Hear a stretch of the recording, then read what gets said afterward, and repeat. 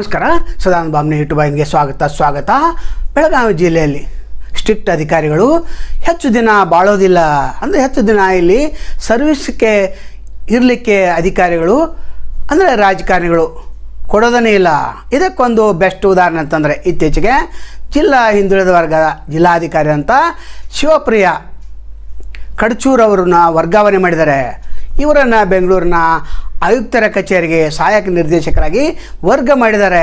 ಈ ಅಧಿಕಾರಿ ತಪ್ಪೇನೆಂದರೆ ಈ ಇಲಾಖೆಯಲ್ಲಿ ಶುದ್ಧೀಕರಣ ಮಾಡ್ತಾಯಿದ್ರು, ಸಿಬ್ಬಂದಿಯನ್ನು ತರಾಟೆಗೆ ತೆಗೆದುಕೊಳ್ತಾ ಇದ್ದರು. ಸಿಬ್ಬಂದಿ ಏನಾದರೂ ತಪ್ಪು ಮಾಡಿದರೆ ಅದನ್ನು ಎತ್ತಿ ಹಿಡಿದು ಸರ್ಕಾರಕ್ಕೆ ತಿಳಿಸಿದ್ರು.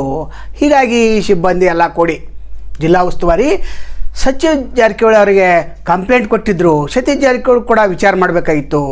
ಇಂಥ ಸ್ಟ್ರಿಕ್ಟ್ ಅಧಿಕಾರಿಗಳು ಸಿಗೋದು ಭಾಳ ವಿರಳ. ಆದರೆ ಇವರು ಗಡಿಬಿಡಿ ಮಾಡಿ ಮುಖ್ಯಮಂತ್ರಿಗೆ ಪತ್ರ ಬರೆದರು. ಮುಖ್ಯಮಂತ್ರಿಗಳು ಇವರನ್ನು ಟ್ರಾನ್ಸ್ಫರ್ ಮಾಡಿಬಿಟ್ರು. ಹೀಗೆ ಬೆಳಗಾವಿ ಜಿಲ್ಲೆಯಲ್ಲಿ ಯಾರ್ಯಾರು ಸ್ಟ್ರಿಕ್ಟ್ ಅಧಿಕಾರಿಗಳಿದೆ ಅವರಿಗೆ ಉಳಿಗಾಲನೇ ಇಲ್ಲ. ಇನ್ನು ಬೆಳಗಾವಿ ಜಿಲ್ಲೆಯಲ್ಲಿ ಹಿಂದೆ ಶಾಲಿನಿ ರಜನೀಶ್ ಅವರು 4 ವರ್ಷ ಅಧಿಕಾರಾವಧಿಯನ್ನು ಪೂರ್ಣಗೊಳಿಸಿದರು. ನಂತರ ಜಯರಾಮ ಜಿಲ್ಲಾಧಿಕಾರಿ ಇದ್ದರು. ಇಂಥ ಅಧಿಕಾರಿಗಳು ಇವರು ಬೇಕು. ಅಂದರೆ ಇವ್ರ ಮಾತನ್ನು ಯಾರು ಕೇಳ್ತಾರೆ ಅವರು ಮಾತ್ರ ಇವರು ಸಂಭಾಳಿಸ್ತಾರೆ.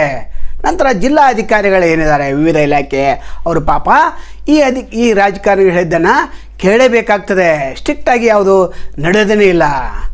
ಸ್ಟ್ರಿಕ್ಟಾಗಿ ಏನಾದರೂ ನೀವು ಮಾಡಿದರೆ ಅದನ್ನು ಮೇಲಿನ ಅಧಿಕಾರಿಗಳಿಗೆ ತಿಳಿಸ್ತಾರೆ. ಮೇಲಿನ ಅಧಿಕಾರಿಗಳು ಇವರನ್ನ ಪ್ರಮೋಷನ್ ಕಟ್ ಮಾಡ್ತಾರೆ.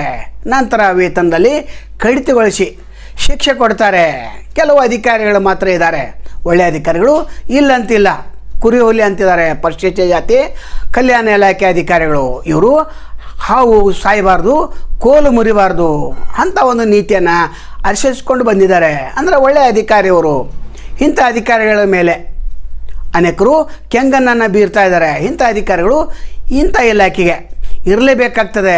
ಇನ್ನು ಹಿಂದೆ ಅನೇಕ ಜಿಲ್ಲಾಧಿಕಾರಿಗಳು ಸ್ಟ್ರಿಕ್ಟ್ ಅಧಿಕಾರಿಗಳಿದ್ರು, ಅವರನ್ನು ಕೂಡ ರಾಜಕಾರಣಿಗಳಿದ್ದಾರೆ ಅವರು ವರ್ಗ ಮಾಡ್ತಾ ಬಂದಿದ್ದಾರೆ. ಹಿಂದೆ DDPI ಕಚೇರಿಯಲ್ಲಿ ಪುಂಡ್ಲಿಕ್ ಅವ್ರನ್ನ ವರ್ಗ ಮಾಡಿಬಿಟ್ರು. ಅದ ನಂತರ ಮತ್ತೊಬ್ಬರು ಬಂದರು, ಅದ ನಂತರ ಇನ್ನೊಬ್ಬರು ಬಂದರು. ವೀಲ್ ಚೇರ್ ಟೈಪ ಈ ಒಂದು ಇಲಾಖೆಯಲ್ಲಿ ನಡೆದು ಹೋಯಿತು. ನಂತರ ಮಹಿಳಾ ಮತ್ತು ಮಕ್ಕಳ ಕಲ್ಯಾಣ ಇಲಾಖೆ ಏನು ಅಧಿಕಾರಿ ಹಿಂದೆ ಇದ್ದರು ಬಸವರಾಜು, ಅವರನ್ನು ಸುತ್ತ ವರ್ಗಾವಣೆ ಮಾಡಿಬಿಟ್ರು.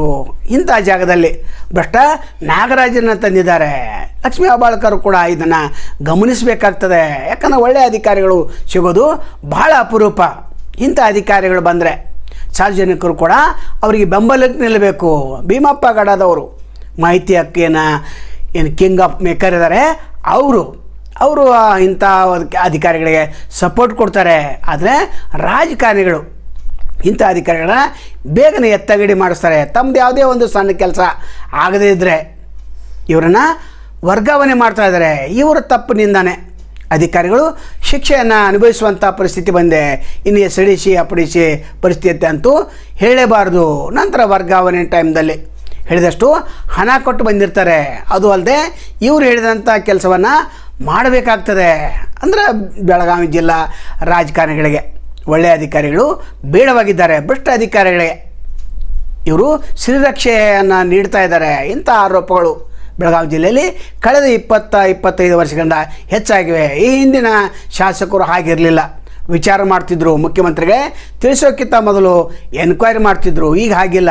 ಒಂದೇ ಒಂದು ಸಣ್ಣ ಕೆಲಸ ಆಗದೆ ಹೋದರೆ ಇವರು ಸಿಡಿಮಿಡಿಗೊಳ್ತಾರೆ, ಅಧಿಕಾರಿಗಳ ಮೇಲೆ ರೇಗಾಡ್ತಾರೆ. ಇದನ್ನು ಬಂದ್ ಮಾಡಬೇಕು. ರಾಜಕಾರಣಿಗಳು ಹೆಚ್ಚಾಗಿ ವಿಚಾರ ಮಾಡಬೇಕು. ಶಾಸಕರು ಕೂಡ ನಿಮ್ಮ ತಾಲೂಕಿನಲ್ಲಿ ಏನು ಅಧಿಕಾರಿಗಳಿದ್ದಾರೆ ಅವರು ವರ್ಗಾವಣೆ ಆಗೋಕ್ಕಿಂತ ಮೊದಲು ವಿಚಾರ ಮಾಡಬೇಕು. ಒಳ್ಳೆಯ ಅಧಿಕಾರಿಗಳು ಸಿಗೋದು ಭಾಳ ವಿರಳಿದೆ. ಭ್ರಷ್ಟ ಅಧಿಕಾರಿಗಳು ಹೆಚ್ಚಿನ ಪ್ರಮಾಣದಲ್ಲಿದ್ದಾರೆ. ಇನ್ನು 6 ತಿಂಗಳ ಹಿಂದೆ ರಾಯಬಾಗ್ ತಾಲೂಕಿನಲ್ಲಿ ಅರಣ್ಯ ಇಲಾಖೆ ಅಧಿಕಾರಿ ಒಬ್ಬರನ್ನ ಶಾಸಕ ಐಹೊಳೆ ವರ್ಗಾವಣೆ ಮಾಡಿದರು. ಈ ಅರಣ್ಯ ಇಲಾಖೆ ಅಧಿಕಾರಿ ಭಾಳ ನಿಷ್ಠಾವಂತಿದ್ರು. ಇವರು ಅವರ ಮಾತನ್ನು ಕೇಳ್ತಾ ಇರಲಿಲ್ಲ. ಯಾವುದೋ ಒಂದು ಕೆಲಸಕ್ಕಾಗಿ ಏಕವಚನದಲ್ಲಿ ಪದ ಬಳಸಿದ್ದಾರೆ ಅಂಥೇಳಿ. ಹಾಗಾದರೆ ಶಾಸಕರು ಐಹೊಳೆ ಅವರು ಕೂಡ ಏಕವಚನದಲ್ಲಿ ಪದವನ್ನು ಪ್ರಯೋಗ ಮಾಡಿದರು. ಇಂಥ ಅಧಿಕಾರಿಗಳನ್ನು ನೀವು ಇಡಲೇಬೇಕಾಗ್ತದೆ. ಯಾಕಂದರೆ ಶಾಸಕರು ಏನೇ ಹೇಳ್ತಾರೆ ಅದನ್ನು ಕಾನೂನು ವಿರೋಧವಾಗಿ ಹೇಳ್ತಾರೆ. ಆಗ ಇದನ್ನು ಮಾಡಲಿಕ್ಕೆ ಬರೋದಿಲ್ಲ ಅಂತ ಅಧಿಕಾರಿ ಹೇಳಿದಾಗ ಅದನ್ನು ಟ್ರಾನ್ಸ್ಫರ್ ಮಾಡಿಬಿಟ್ಟು ಇಂಥ ಉದಾಹರಣೆಗಳು ಅನೇಕ ಬೆಳಗಾವಿಯಲ್ಲಿ ನಡೀತಾ ಇವೆ. ಜಿಲ್ಲಾಧಿಕಾರಿಗಳು ಕೂಡ ಇದನ್ನು ಗಮನಿಸಬೇಕು. ಒಟ್ಟಾರೆ ಈ ರಾಜಕಾರಣಿಗಳು ಎಚ್ಚೆತ್ತುಕೊಂಡು ಕೆಲಸ ಮಾಡಬೇಕಾಗಿದೆ. ನಾಳೆ ಮತ್ತೊಂದು ತಮ್ಮನ್ನು ಭೇಟಿ ಆಗ್ತೇವೆ. ಅಲ್ಲಿವರೆಗೆ ಎಲ್ಲಿ ಶುಭಾಗಲಿ. ನಮಸ್ಕಾರ.